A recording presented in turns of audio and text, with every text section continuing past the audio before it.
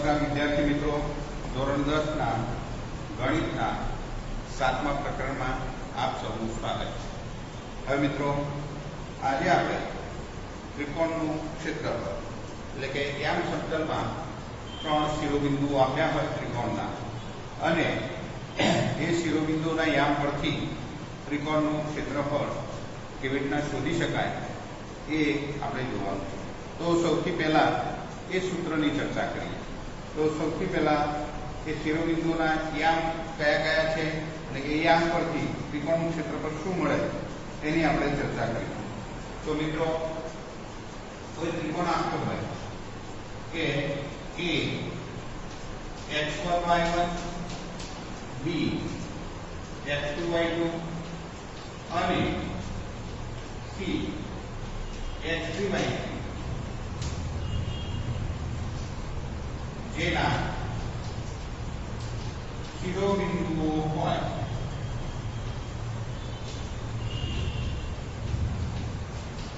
તેવા ત્રિકોણ ABC નું ક્ષેત્રફળ બરાબર 1/2। હવે મિત્રો ખાસ યાદ રાખવાનું, 1/2 x1 કૌંસમાં y2 minus y3, અહીંયા x1 લઈએ તો કૌંસમાં y2 minus y3 એટલે કે 1 2 3 એવી રીતે લેવાના। પછી x1 પછી આવશે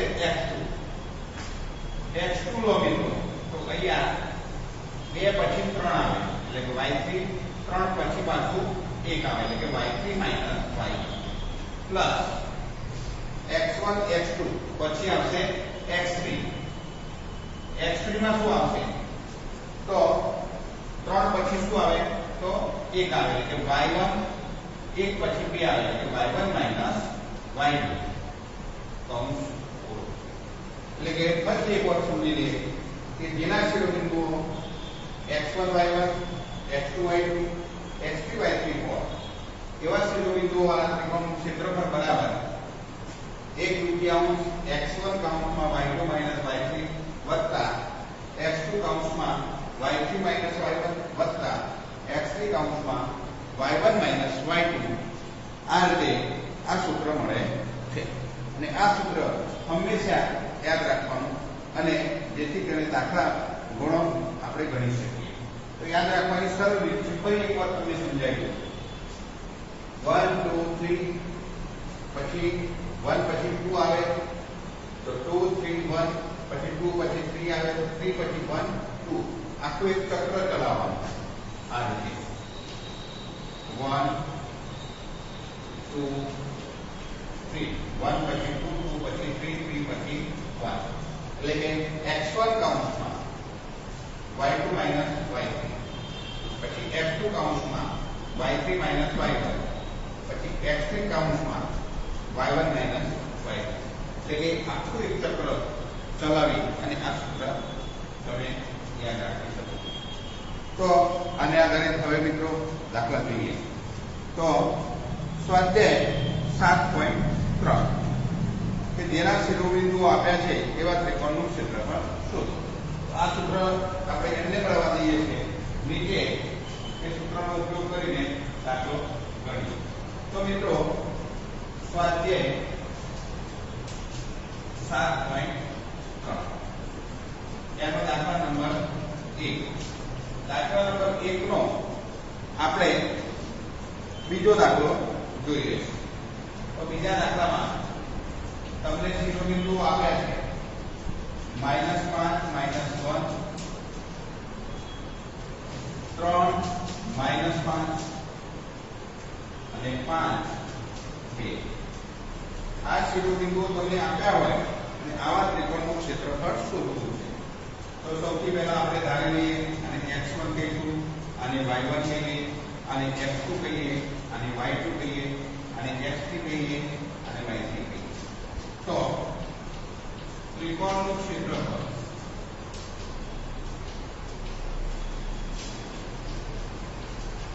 બરાબર 1/2 કૌંસમાં x1 y2 minus y3 plus x2 y3 minus y1 plus x3 y1 minus y2.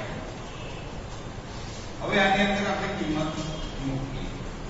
x1 કેટલા છે તો -5, y2 minus y3 -5 -2 minus y3 એટલે કે 2 plus x2 કેટલા છે તો 3 છે, y3 કેટલા છે તો 2 minus y1 તો minus minus plus 1 એટલે કે અહીંયા plus 1 બનશે plus x3 કેટલા છે તો 5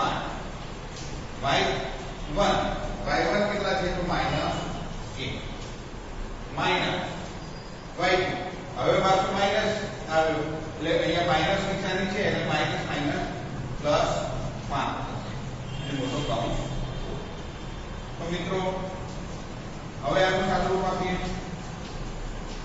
તો -5 આ બંનેનો સરવાળો -7 થાય વત્તા 3 2 વત્તા 1 એટલે કે 3 હશે વત્તા 5 -1 વત્તા 5 કેટલા થાય 4 મોટો કૌંસ. બંને માઈનસ કરો તો 7 પંચ્યા 35 બંને માઈનસ કરો તો પ્લસ થશે અહીંયા 3 કરી 9 5 ચોક 20 એટલે કે વત્તા 20 કૌંસ પૂરો. હવે આ બધાનો સરવાળો કરીએ આપણે તો 35 ને 9 44 ને 20 64 થશે એટલે કે 1/51 ગુણ્યા 64 આવશે અને તેથી ભાગ ચલાવીએ તો 32 × 64 એટલે ક્ષેત્રફળનો જવાબ આવશે 32 ચોરસ એકમ આવે. તો આ જવાબને આપણે વેરીફાઈ કરી લઈએ મિત્રો.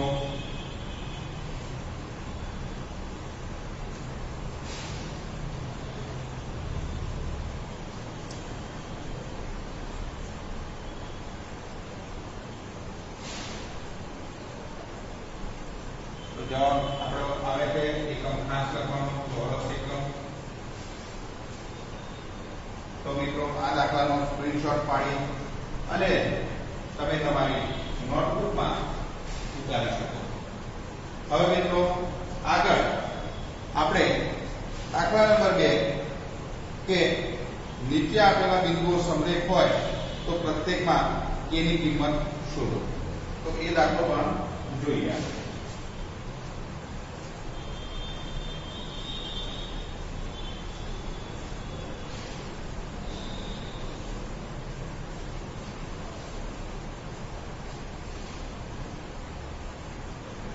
હવે મિત્રો દાખલા નંબર 2 નો પહેલો દાખલો જોઈએ.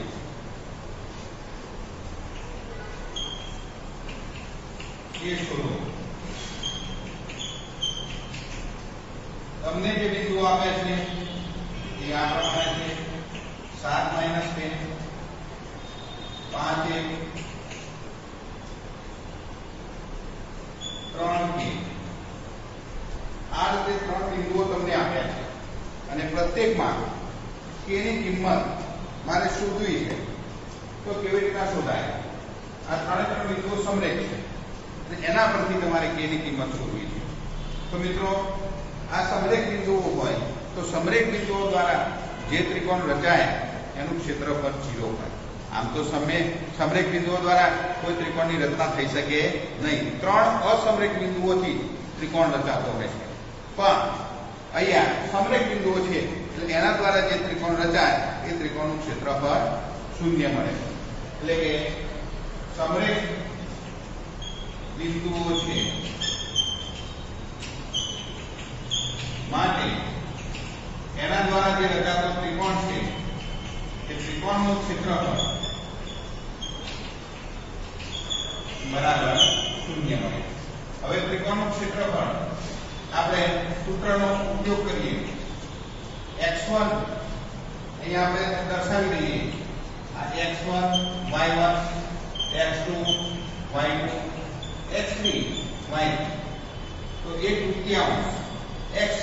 x1 કેટલા છે અહીંયા તો 7 y2 minus y3 y2 કેટલા છે તો 1 y3 કેટલા છે તો 1 પ્લસ x2 હવે x2 ની કિંમત આમાં જુઓ તો કેટલી છે 5 કૌંસમાં y3 minus y1 y3 કેટલા છે તો k minus y1 એટલે કે માઈનસ માઈનસ પ્લસ 2 એટલે કે અહીંયા પ્લસ 2 થશે કારણ કે અહીંયા માઈનસ હોય અને એની આગળ માઈનસ નિશાની હોય તો માઈનસ માઈનસ પ્લસ 2 થશે પ્લસ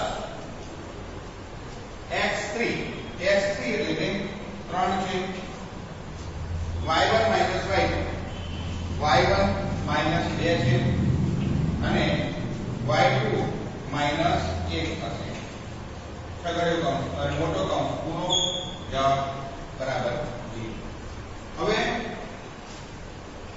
આ છે 1/3 બે સામે ગુણાકારમાં જાય 2 × 0 એટલે આખો આ જે પદ છે ઉડી જશે. હવે રહેશે કૌંસ છોડી દઈએ આપણે તો 7 × 7 થશે અહીંયા માઈનસ 7 × -k એટલે કે -7k પ્લસ 5k પ્લસ 5 × 10. હવે મિત્રો અહીંયા જે જવાબ આવશે -2 -1 એટલે કે -3 × 3 એટલે કે -9 આવશે બરાબર 0. હવે મિત્રો આનો જવાબ જોઈએ આપણે ફાઇનલ જવાબ તો -7k + 5k તો મોટી સંખ્યા છે માઈનસ ની નિશાની વાળી નાની સંખ્યાની નિશાની પ્લસ છે એટલે કે બાદબાકી થશે તો 7 - 5 એટલે કે -2k આવશે પ્લસ સંખ્યાઓનો સરવાળો જોઈએ આપણે તો 7 ને 10 17 17 -9 એટલે કે અહીંયા 8 આવશે બરાબર 0 એટલે કે -2k બરાબર આ આપણે સામી બાજુ લઈએ તો -8 થશે અને બંને માઈનસ હોય તો પ્લસ થઈ જાય એટલે કે k બરાબર 8/2 કે 2 × 8 એટલે કે k બરાબર અહીંયા 4 જવાબ આવે એટલે કે k ની કિંમત અહીંયા 4 મળે છે. તો મિત્રો આનો જવાબ પણ આપણે જોઈ લઈશું. એમાં શું મળે છે એ પણ ખાસ જોઈ લઈએ. તેનો જવાબ ચેક કરી લઈએ ખાસ. તો અહીંયા k ની કિંમત આપણને 4 મળે છે કે જે આપણો જવાબ છે સત્ય છે. હવે મિત્રો આપણે વધુ એક દાખલો જોઈએ. ચોથો દાખલો કે એક ચતુષ્કોણના ક્રમિક શિરોબિંદુઓ -4 -2 હોય અને -3 -5 3 -5 2 3 હોય તો તેનું ક્ષેત્રફળ શોધો. હવે શિરોબિંદુઓ તમને ક્રમિક આપ્યા છે અને એ ચતુષ્કોણ કેવો છે એ તમને ખબર નથી તો કેવી રીતના શોધી શકાય એ જોઈએ આપણે.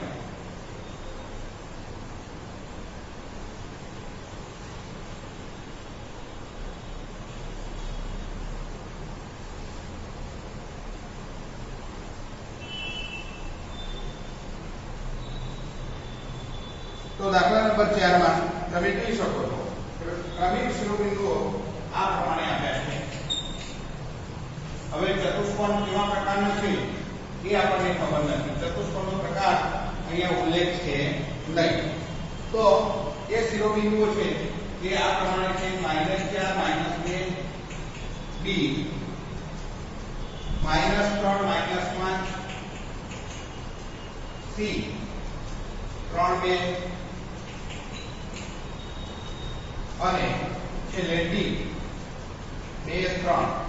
તો આવા ત્રિકોણનું ક્ષેત્ર આવા ચતુષ્કોણનું મારે ક્ષેત્રફળ શોધવું હોય તો મિત્રો એને વિકર્ણ દ્વારા આ ચતુષ્કોણના બે ત્રિકોણમાં ભાગ પાડીશું. એટલે કે એક વિકર્ણ લઈ લઈએ અને વિકર્ણ AC થી બે ભાગ પડે બે ત્રિકોણ મળે અને બંને ત્રિકોણોના ક્ષેત્રફળ અલગ અલગ શોધી અને પછી બંનેનો સરવાળો કરતા આખા ચતુષ્કોણનું ક્ષેત્રફળ આપણને મળે છે.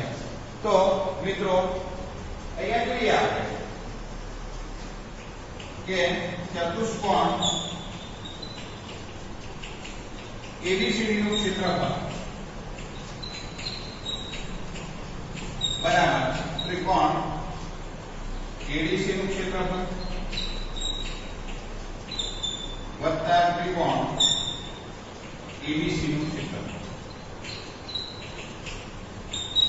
તો મિત્રો સૌથી પહેલા આપણે ત્રિકોણ ADC નું ક્ષેત્રફળ શોધીએ. તો એના માટે ફરીથી સૂત્રની કિંમત મૂકીએ.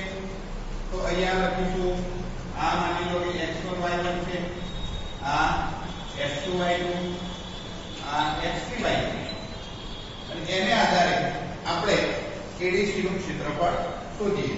તો 1/3. હવે આપણે જે ત્રિકોણનું ક્ષેત્રફળ છે એને યાદ કરવાનું છે. તો x1 કૌંસમાં y2 y3.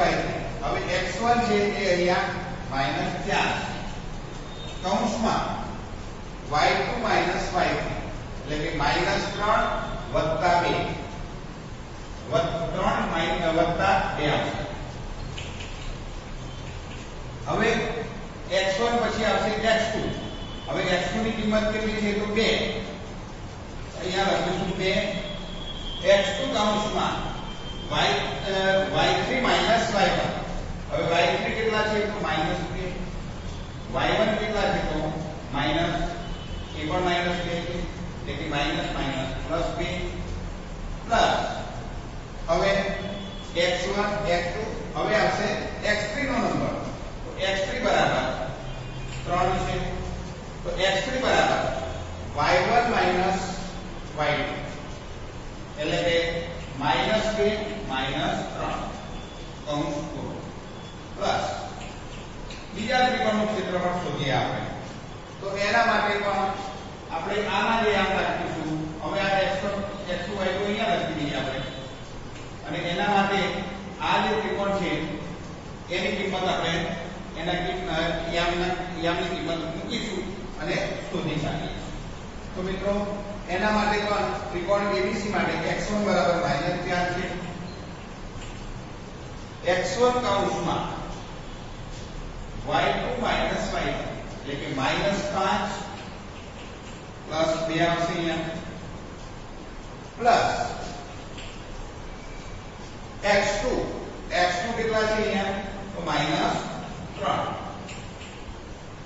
x2 કૌંસમાં y3 y1 y3 કેટલા છે અહીંયા? તો -2 છે. y1 કેટલા છે? તો માઈનસ પ્લસ 2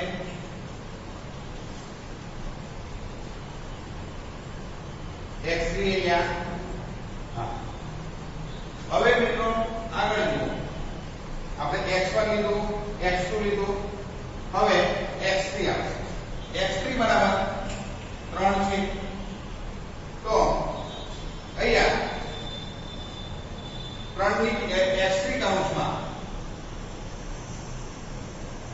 y1 y1 કેટલા છે? તો -2 માઈનસ y2 એટલે કે માઈનસ પ્લસ 5. એનો જવાબ હવે આપણે શોધી કાઢીએ.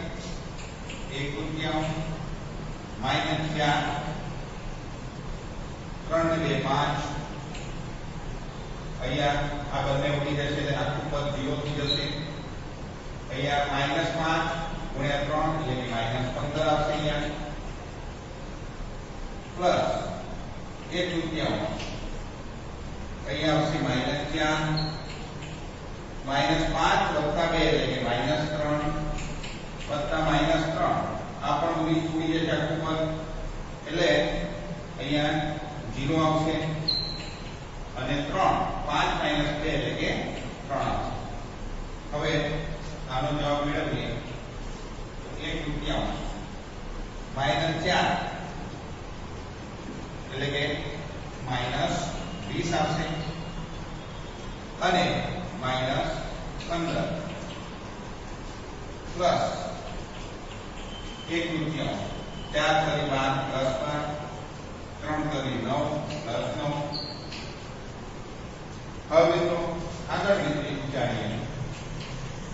હવે અહીંયા -20 -15 એટલે કે -35 આવશે પ્લસ એક તૃતીયાંશ 12 ને 9 21 અહીંયા 21. હવે મિત્રો બંને ત્રિકોણ છે કે ત્રિકોણનું ક્ષેત્રફળ ક્યારેય માઈનસમાં આવી શકે નહીં, એટલે એને આપણે અહીંયા ધન તરીકે સ્વીકાર લઈશું. માઈનસ નિશાનીને આપણે અવગણીશું, એટલે કે 35 તૃતીયાંશ વત્તા 21 તૃતીયાંશ, એટલે આનો જવાબ આવશે. માનાંકમાં લખીએ તો પણ ચાલે, માનાંક એટલે કે ધન કિંમત. તો અહીંયા આપણે બેનો લસા લઈએ તો 35 વત્તા 21 એટલે કે 56/2 એટલે કે 28 ચોરસ એકમ આનો જવાબ આવશે. તો આ જવાબને પણ આપણે ચકાસી લઈશું. તો આપણે આગળ આપણો જવાબ સાચો છે. અહીંયા મિત્રો તમને એમ થશે કે અહીંયા માઈનસ છે તો પ્લસ કેમ ના થાય? તો કોઈ પણ ત્રિકોણનું ક્ષેત્રફળ હંમેશા ધન કિંમત પ્રતિ હોય છે. તો અહીંયા એને અનુસંધાનમાં એની કિંમત ધન લઈ અને આપણે આપણો જવાબ મેળવ્યો છે. તો આ દાખલાનો પણ સ્ક્રીનશોટ પાડી અને તમે તમારી નોટબુકમાં ઉતારી શકો છો. Thank you very much. આ ચેપ્ટર આજે અહીંયા પૂર્ણ કરીએ છીએ. ફરી એક વખત થેન્ક યુ.